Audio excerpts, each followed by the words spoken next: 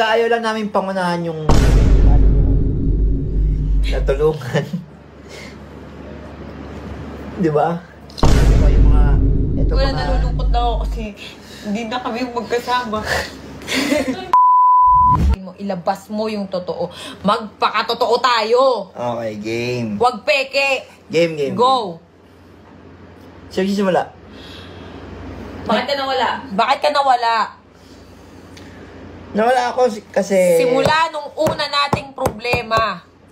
Kwento mo. Huwag mo kwento yung kung ano yung dahilan na kasalanan mo kasi ayoko ring banggitin. Teka, kailan mo siya nawala? Anong date o ano? Yan. December 19 after Christmas party, hindi na siya umuwi. O, asa kayong December 19? Hindi. Bakit? Basta kung may problema kami ni Pacboy. Okay, ayoko naman banggitin kung ano man yung ginawa nito. Kaya kung mapapansin nyo, puro bash ako sa social media na hindi ko sinasagot. Naglabas lang ako na, oh, may boyfriend na ako. Naglabas lang ako ng ganun. Wala eh. Doon ako naging masaya eh. Kumbaga, si Pacboy sa side niya, nung time na yon siguro masaya siya. Tapos ako, bumira ako nitong January. Sige, masaya na ako biglang. Ito na yung kasiyahan ko. Ikaw kasi ang problema sa'yo, hindi ka nagpapakita sa social media. Yun lang yung problema. Hindi ka nagsasalita. Kaya iniisip nila, depressed ka dahil sa akin. Dahil dun sa nangyari sa amin ni Tapang, kailan lang naman pumasok siya. Kaya nga. Pero, actually, mga idol, kasalanan ko naman din talaga. Kasi nung mga time na kailangan niya ako, yun na nga, yung nasa ospital siya, wala ako nun. Halos inumaga na ako pauwi nun. Pero, ang totoo nun, kahit nagalit siya kasi yung time na nasa ospital siya, walang kasama yung bata dito sa bahay. Oo, hindi, huwag natin ano niya.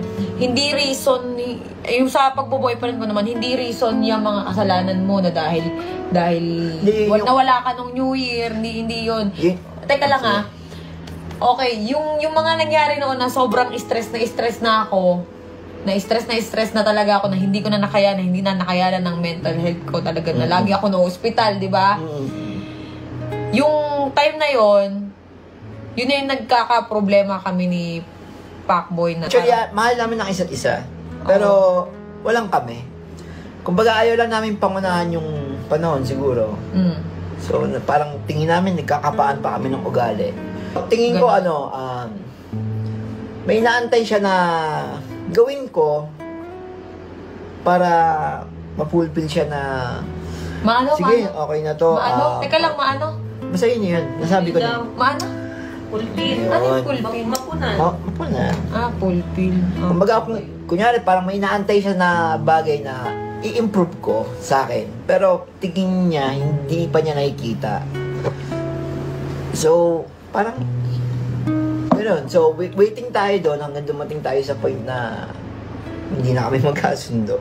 Actually, may mga away kami na tago. May away din naman kami na nakikita nyo. Ngayon, kaya kami magkasama ni Kalbo. Yan, kasi para ayoko nakikita siya na ganyan, na parang nahihirapan. Kasi nung hindi na siya nagpapakita, eto lilinawin ko lang, nung hindi na siya nagpapakita, wala pa si Tapang noon. Wala pa sa buhay ko. Kumbaga, ayun nga, akala ko hindi na siya magpapakita, hindi siya magpaparamdam sa akin kasi ayaw mo nang umuwi, wala naman akong ginawa. Kung siguro, kasi masungit ako minsan sobrang strict ako sa bahay, di ba? Kaya siguro nagkaganon din to si Pacboy. Pero yung may bagay kasi siya na hindi niya talaga maiwasan, kaya sa utak ko parang sakit-sakit na parang ano bang kulang, ano bang kailangan kong gawin para itigil mo yung ganitong bagay. Parang, ayun, napagod na ako na parang yung binibigay kong love, hindi worth it. Yung binibigay kong payo, hindi tumatalab. Hindi ko na alam gagawin ko. Ngayon, may dumating sa buhay ko na parang, ay sige, subukan ko. Okay. Yun. Pero yung pagmamahal ko kay Pacboy, hindi nawawala yung bilang pamilya. Pero hindi mo naman ginamit talaga si Pacboy. Kasi maraming sabi, ginamit mo na si Pacboy, nagpaka-famous ka lang daw after nun. Eto After mo mag 4 million, parang iniwan mo na si Pacboy sa hindi ko kasalanan kung dumami yung followers. Pero nung una pa lang, na nakilala ko si Pacboy, nagbablog na ako. Sa YouTube ako noon, 'di ba? Nung nag-collab kami ni Pacboy, nung nasa inyo siya, pumunta ka dito, 'di ba? Hindi natin expect na puputok yung vlog natin. Kwento Masyado natin ako lahat. naging masyado ako naging kampante. Yan.